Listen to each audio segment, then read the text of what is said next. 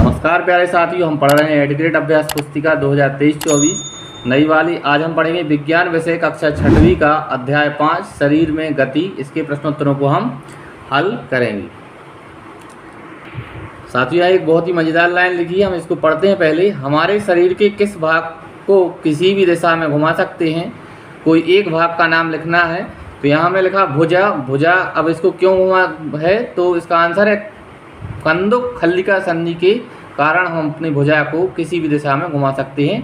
ठीक, आगे है बहुविकल्पी प्रश्न है। प्रश्न पहला है गर्दन तथा सिर को जोड़ने वाली संधि है, तो इसका आंसर है ए ऑप्शन धुराग्र संधि। दूसरा प्रश्न है निम्न में कौन सी संधि गति नहीं करती? तो इसका आंसर है ऊपरी और कपाल, यानी बी ऑप्शन सही है। ऊपरी जबड़ा और कपाल यह जो है इसका आंसर सही होगा। ऊपरी जबड़ा और कपाल जो है संधि गति नहीं करती है। आगे है तीसरा प्रश्न है अस्थि को गति प्रदान करने में कितनी पेशियां संयुक्त रूप से कार्य करती हैं? तो इसका आंसर है 2। अस्थि को गति प्रदान करने के लिए दो पेशियां संयुक्त रूप से कार्य करती हैं। चौथा प्रश्न है कंदुक खल्लिका संधि शरीर के किस भाग में पाई जाती है? तो इसका आंसर है ए ऑप्शन कंधे में कंदुक खल्लिका संधि पाई जाती है। चौथा के बाद यहाँ पांचवा प्रश्न होना था, पुस्तक में स्टूडेंट है मेरुदंड छोटी छोटी अस्थियों से बना होता है जिसमें कशेरुकाओं की संख्या होती है। तो इसका आंसर होगा सी ऑप्शन 33 जो है इसका सही आंसर है।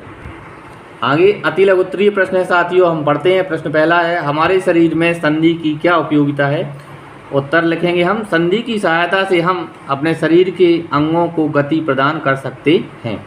दूसरा प्रश्न है हम अपने शरीर की अस्थियों को किसके माध्यम से देख सकते हैं? तो इसका आंसर है एक्सरे की सहायता से हम अपने शरीर की अस्थियों को देख सकते हैं। आगे बढ़ते हैं साथियों। तीसरा प्रश्न है कशेरुका किसे कहते हैं? एक मेरुदंड में कितनी कशेरुकाएं होती हैं? तो इसका आंसर होगा मेरुदंड छोटी छोटी अस्थियों से बना होता है जिसे कशेरुका कहते हैं। एक मेरुदंड में 33 कशेरुकाएं पाई जाती हैं। आगे चौथा प्रश्न है घोंघा किस प्रकार चलता है? इसका उत्तर है साथियों घोंघा अपने पेशीय पाद की मदद से चलता है। आगे लघुत्तरीय प्रश्न है। पांचवा प्रश्न है कंदुक खल्लिका संधि शरीर के किस अंग में पाई जाती है? बताइए और कंदुक खल्लिका का नामांकित चित्र बनाइए। कंदुक खल्लिका संधि कंधे में पाई जाती है, इसका चित्र आगे है। चित्र में आप देख रहे हैं साथियों, आप यहाँ चित्र में देखें। छठवां प्रश्न है एक अस्थि को गति देने के लिए पेशियां किस प्रकार कार्य करती हैं? तो इसका उत्तर है किसी अस्थि को गति प्रदान करने के लिए दो पेशियों को संयुक्त रूप से कार्य करना होता है। जब कोई एक पेशी सिकुड़ती है तो अस्थि उस दिशा में खिंच जाती है। अस्थि को विपरीत दिशा में गति करने के लिए अब दूसरी पेशी सिकुड़कर अपनी दिशा में अस्थि को खींच लेती है। आप चित्र में यहाँ देख सकते हैं। सातवां प्रश्न है अचल संधि क्या है तथा यह हमारे शरीर में किस भाग के बीच में पाई जाती है? तो इसका आंसर है हमारे सिर के बीच की कुछ अस्थियां हिल नहीं सकती, ऐसी संधियों को अचल संधि कहते हैं। यह हमारे इस प्रश्न का आंसर है। आठवां प्रश्न है उपास्थि से आप क्या समझते हैं? कोई एक उदाहरण दीजिए। तो कंकाल के कुछ अतिरिक्त अंग भी होते हैं जो हड्डियां जितने कठोर नहीं होते और जिन्हें मोड़ा जा सकता है, उन्हें उपास्थि कहते हैं। उदाहरण है कान की अस्थि। आगे है नौवां प्रश्न है कैंचुए के शरीर की रचना किस प्रकार की होती है? यह कैसे गति करता है? चित्र सहित समझाइए। तो यहाँ देखेंगे हम कैंचुए का शरीर एक सिरे से सटका कर रखे गए अनेक छल्लों से बना प्रतीत होता है। इसके शरीर में अस्थियां नहीं होती परंतु इसमें पेशियां होती हैं।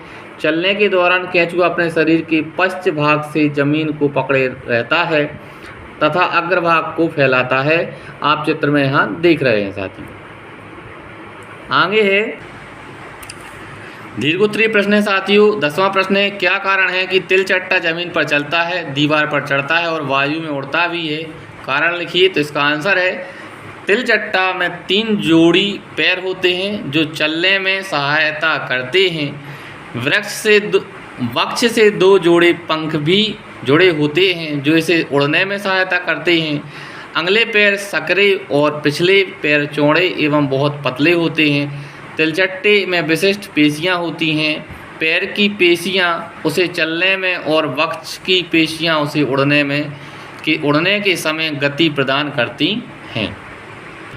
11वां प्रश्न है साथियों, शरीर के विभिन्न अंगों को घुमाइए एवं बताइए कि कौन सा अंग किस तरह घूमता है, मुड़ता है एवं उसमें उपस्थित संधि का नाम बताइए।